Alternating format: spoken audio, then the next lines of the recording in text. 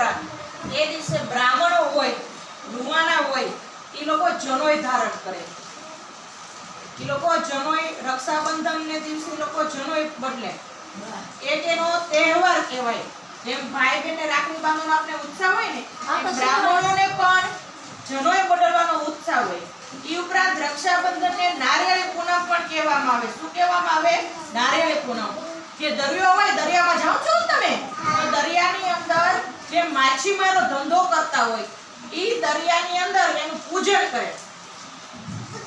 હા, દરિયાની અંદર પાણી ને અબીલ, ગુલાલ, કંકુ, ચોખા એ બધું નાખે, એને પાણી દે, અર્ઘ દેને, અને શ્રીફળ હોય ને, શ્રીફળ એવું કરી એની વિધિ કરી પછી લોકો એનો ધંધો કરવા જાય. એનો ધંધો કરવા જાય તો રક્ષાબંધનને નારિયેળી પૂનમ પણ કહેવામાં આવે. શું કહેવામાં આવે? નારિયેળી પૂનમ પણ કહેવામાં આવે. તો રક્ષાબંધન છે ભાઈ બહેનનો પવિત્ર તહેવાર છે.